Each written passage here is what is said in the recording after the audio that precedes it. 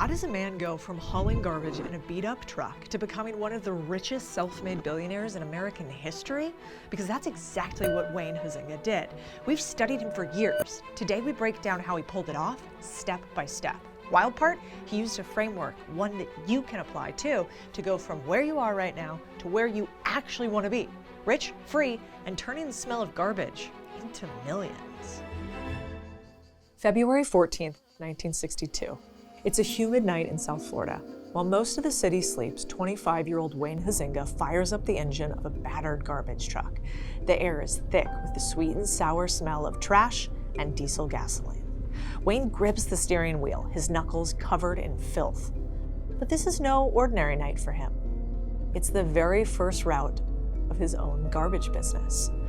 He doesn't know it yet, but this lone truck rolling in the darkness is the monumental start of his empire built on trash.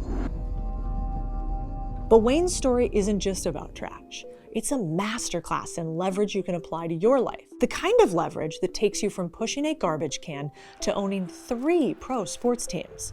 The leverage ladder. Level 1, sweat leverage. Wayne is no stranger to working hard.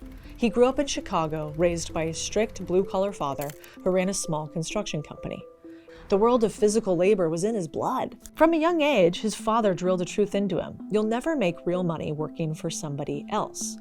But Wayne didn't actually listen at first. He wasn't very good at college. He dropped out, he joined the army, and he came back ready to build something of his own, but he wasn't very successful at all. In fact, he failed and struggled again and again. Then in 1962, he convinces a local hauler to sell him 1 used truck and 20 commercial accounts with $500. That was it. His days began at 3 a.m. hauling trash. By noon, he'd scrub the grime off, change into a suit, and hit the streets. Morning, garbage man. Afternoon, salesman. Door to door, 1 shopkeeper at a time. That's sweat leverage. He was trading his energy and time for income. You see, he was at level 1 of the leverage ladder, but it didn't stay that way. And what happened next is where we all want to go. Level 2, skill leverage. Wayne wasn't just hustling. He was absorbing, watching, experimenting. He studied his customers, what made them switch providers, what pissed him off, how to keep them happy. Rich people wanted to pay more for premium service. So he made a mental playbook. Show up early, never miss a day, under-promise, over-deliver, always smile, have expensive options. Every satisfied business owner meant 5 more introductions. He learned what types of businesses were easiest to convert, what objections were smoke versus fire, where his competition got lazy. He was willing to push. Within 6 years, his company, Southern Sanitation Service, grew from a guy in a truck to 20 trucks covering 2 counties. Wayne wasn't scaling himself anymore. He was scaling knowledge, sales, ops, service, leadership. Because once you master skill leverage, you unlock the rungs above it. Level 3, systems leverage. Build once, sell continuously. You build repeatable processes that earn even when you're sleeping. In 1968, Wayne's cousin-in-law, Dean, flew down from Chicago with a bold proposition. Let's merge. Let's build the first national garbage company. That meant Wayne gave up control. It meant he had to handle unions, boss guys, mafia, regulations, cutthroat competition. It was risky. But Wayne saw it for what it was, a chance to scale beyond the borders of his county and into a nationwide empire.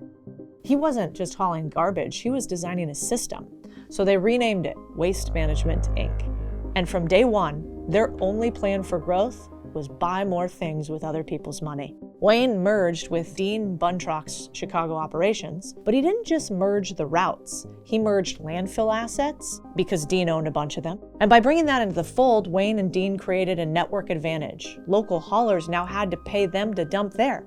Their competitors paid them.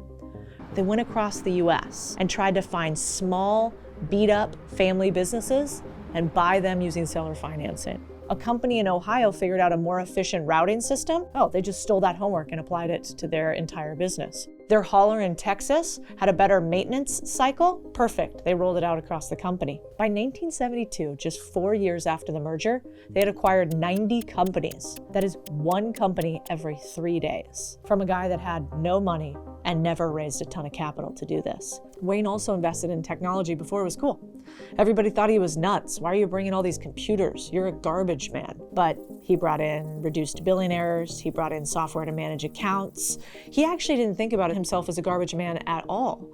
He said that garbage collection was just a company that scaled. So how do I do something that becomes a replication engine? Because once you build a system that works without you, the next step is finding who else can run it. Level 4, capital leverage. You start using other people's money to grow faster. This is where Wayne flips the game board. Up until now, he's been buying companies in the old-fashioned way, using profits and whatever financing he could scrape together. But that approach has limits. You run out of cash, you grow slow, you start playing defense. Wayne wasn't interested in building a good business. He was playing to win. Nationally. So he turned to capital leverage, the art of using other people's money to go faster, bigger, and further than your bank account allows. Here's how it started. Instead of paying cash for every acquisition, Wayne started offering stock. A simple shift, but a powerful one. In fact, after Waste Management went public, Wayne used shares, not cash, to buy 133 small haulers in just 10 months across the Sun Belt, integrating their routes and their disposal assets to make him impossible to compete with. Every time a competitor got too good, he bought them. Because stock doesn't drain your cash reserves. It lets you buy businesses without debt. It's literally just a piece of paper. But it creates shared upside so everyone is rowing in the same direction. And the sellers loved it. Why take a lump sum when you could own a piece of a rocket ship? So this was emotional leverage. Wayne wasn't asking people to sell, he was inviting them to level up. Then came the 1971 IPO. Wayne stands on the floor of the New York Stock Exchange wearing a suit, watching the first shares of Waste Management trade hands. The company raised $3 million, around $31 million today, but more importantly, that was the first millions that they'd raised. And it gave them access to institutional capital, credit lines, underwriters, and a public currency that could buy entire companies. Now, they went on a buying spree. They didn't just grow in size, they grew in valuation. They were using capital to acquire revenue, which made the stock more valuable, which let them acquire even more companies. That's compound leverage in motion. And this playbook didn't stop with trash.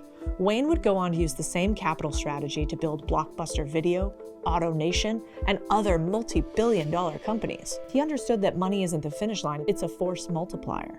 And once you can move capital at scale, the next step is finding the people who can carry the vision even further.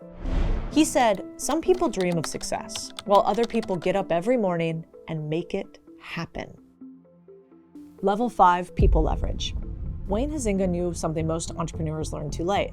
You can't scale an empire alone. He was never afraid to hire people smarter than him, more experienced than him, more specialized. In fact, he sought them out. When Waste Management acquired a new company, Wayne didn't wipe the slate clean. He usually kept the original owner on board. Why? Because these folks knew their markets better than anyone. They had relationships, network, knowledge, and a pride in owning the thing. But most importantly, they were shareholders. Wayne wasn't turning them into employees. He was turning them into partners. This was people leverage in action. Retain proven operators, align incentives with equity, free up your own time to focus on strategy. Wayne created regional leadership layers. He didn't have to micromanage. And that systems decision-making then meant that those people could run the systems. And look, that type of trust doesn't come easy. Wayne later admitted in an interview that when Waste Management started scaling, he didn't actually know how to manage these people. He's like, I had to learn how to deal with people over the telephone many miles apart. But after doing it a bunch, you finally figure out how to hire the right people and make things happen. That's what people leverage actually looks like. It's not some magical just hire great people shortcut. It's awkward phone calls, missed targets. It's learning to let go when you want to do it yourself. But once he learned high-level operators exist, that's when the whole game changed. Blockbuster, the second empire.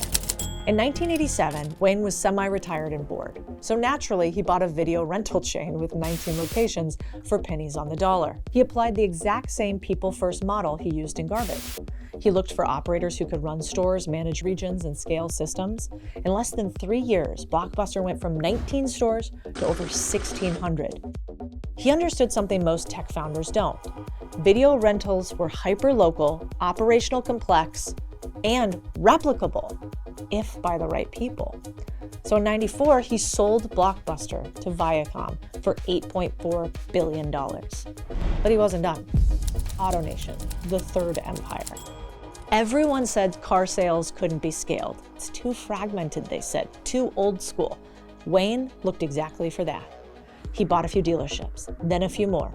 Then he put in systems, then he put in people, then he put in incentivized performance with ownership.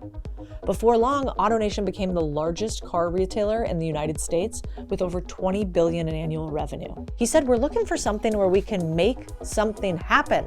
An industry where the competition is asleep, hasn't taken advantage. Not because Wayne would micromanage everyone, but because he knew people plus structure wins. He didn't build companies, he built leadership pipelines. And that's why people leverage is the turning point on the leverage ladder, because it allows you to scale just about anything. This is what separates the builders from the owners, and the owners from the legends.